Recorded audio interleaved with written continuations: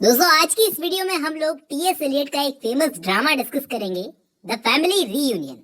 Title का मतलब है एक परिवार का या एक बिखरी हुई फैमिली का एक जगह पर मिलना। कहानी शुरू होती है एक बूढ़ी औरत से जिसका नाम है एमी लेडी। ये लेडी अपने एक बहुत ही खूबसूरत घर में रहती है। उस घर का नाम है विशवुड।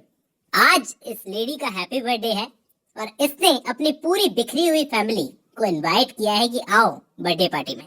इसकी बस एक ही इच्छा है, अपनी फैमिली को एक साथ देखना चाहती है और जिंदा देखना चाहती है।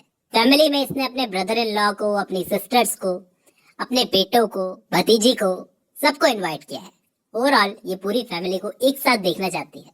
ये फैमिली ऊपर से जितना सिंपल दिख रही है, सतह से, मतलब सरफेस से, लेकिन अंदर बहुत सारी लेयर्स है। देखिए दोस्तों, आपको पता होगा कि हर फैमिली के अंदर कुछ सीक्रेट्स होते हैं। वो secrets generation to generation transfer होते हैं और इस फैमिली में भी कुछ सीक्रेट्स हैं, वो मैं आपको बाद में बताऊंगा। सबसे पहले ये लेडी एमी कहानी की शुरुआत में एक लाइन बोलती है जो कि बहुत ही खूबसूरत लाइन है। वो बोलती है, I keep the Wishwood alive. Wishwood मतलब इस घर को जिंदा रखे हुए हूँ। To keep the family alive, to keep them together, to keep me alive. सिर्फ एक ही शख्स है जो इस फैमिली को जिंदा रखना चाहता है, इस फैमिली को एक साथ रखना चाहता है, वो है लेडी एमी। अब इस एमी लेडी के 3 बेटे हैं। सबसे बड़ा हैरी, फिर उससे छोटा जॉन, फिर उससे छोटा आर्थर। तीनों को इसने इनवाइट किया है बर्थडे पार्टी में, लेकिन अनफॉर्चुनेटली जॉन और आर्थर का एक्सीडेंट हो जाता है। उस वजह से ये पार्टी में आ नहीं पाते, जबकि बड़ा बेटा हैरी वो फिर भी इस पार्टी में आ गया। 8 साल बाद ये लड़का इस घर में वापस आया है। अब एमी लेडी के घर में एक लड़की काम करती है। काम तो क्या, मतलब उसकी सेवा करती है। मैरी नाम है, जो कि इसकी भतीजी है। और एमी लेडी की बहन है अगाथा। ध्यान रखना, अगाथा नाम है इसकी बहन का। अब मैं इस लड़के के बारे में थोड़ा सा आपको बताता हूँ। ये लड़का मेंटली डिस्टर्ब्ड है। हैरी मेंटली डिस्टर्ब्ड है। ये लड़का डरा हुआ रहता है कि इसने अपनी वाइफ को शिप से धक्का देकर मार दिया। दरअसल ये और इसकी वाइफ घूमने गए थे, तो उस वक्त इसकी वाइफ फिसल कर गिर गई थी पानी में, समुद्र में। तो इसको लगता है कि इसने अपनी वाइफ को शिप से धक्का देकर मार दिया। ऐसे ही गिल्ट में ये अपनी जिंदगी काट रहा है कि मैंने अपनी वाइफ को धक्का देकर मार दिया। अब इस बात को लेकर ये श्योर नहीं है कि इसने धक्का दिया भी था या नहीं, क्योंकि इसकी वाइफ को ये पसंद नहीं करता था, उससे छुटकारा चाहता था। लेकिन इसको लगता है कि मैंने उससे मैं अपनी वाइफ को पानी में धक्का दे दिया। हालत ये है इसकी कि ये रियलिटी और धोखे में फर्क नहीं कर पा रहा है। साइकोलॉजिकली ये लड़का हेलुसिनेशन का शिकार हो गया। हेलुसिनेशन वो होता है जब इंसान को भूत दिखते हैं। ये एमी लेडी अपने बच्चे हैरी से बहुत प्यार करती है। वो सोचती है कि हैरी की मुलाकात एक फैमिली डॉक्टर वर्बटन से करवानी चाहिए। डॉक्टर वर्बटन को भी इन्होंने इनवाइट किया है, तभी डॉक्टर साहब भी पार्टी में आ जाते हैं।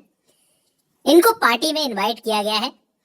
हैरी जब डॉक्टर साहब से मिलता है, बताता है उनको कि मुझे लगता है कि मैंने अपनी वाइफ का मर्डर किया है।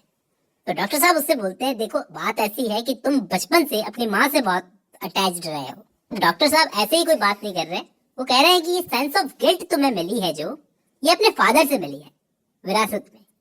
तुम्हारा केस साइकिक केस है। तुम अकेले अकेले से हो गए हो, डिप्रेस्ड हो गए हो, तो तुम्हें साथ की जरूरत है।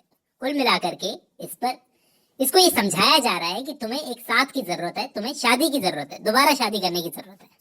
अब यहाँ पे ये एमी लेडी क्या चाहती है कि उनका बेटा हैरी, उनकी कजन की बेटी जो है, उनकी सेवा करती रहती है जो मैरी, उससे शादी कर ले। अब मैरी तो ये घर छोड़कर जाने वाली थी, तभी अगाथा आंटी जो है उन्होंने मैरी को रोक लिया। दरअसल ये मैरी जो है ये भी बेचारी परेशान है, क्योंकि इसके पेरेंट्स है नहीं। इसके पेरेंट्स की डेथ हो चुकी है। इसके मदर और फादर दोनों है नहीं। आज तक कभी कोई मैरिज प्रपोजल इसको मिला नहीं। अब ये थक चुकी है अपनी लाइफ से।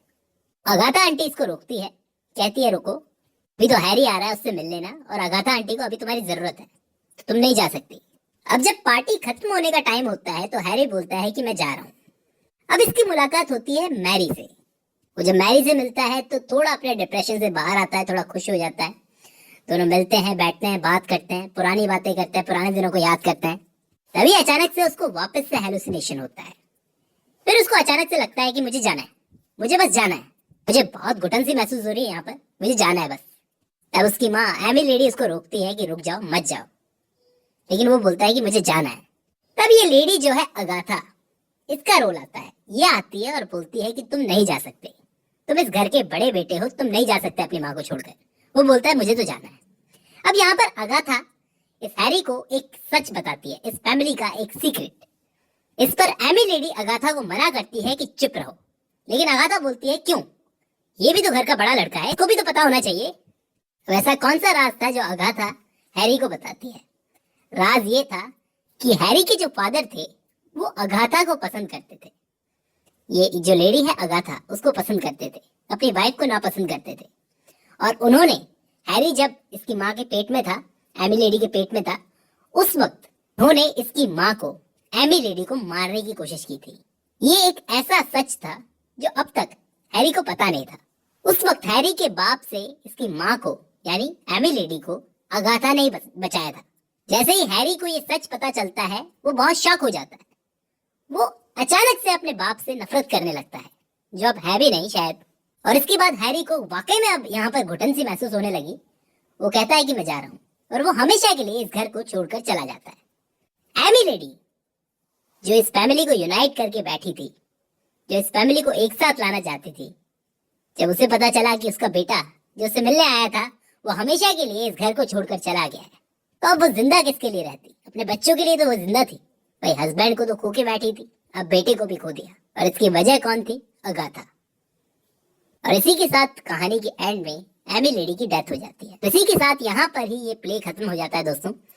अब इस कहानी का टाइटल तो है फैमिली रीयूनियन, लेकिन ऐसा कुछ भी नहीं होता इस पूरी कहानी के अंदर।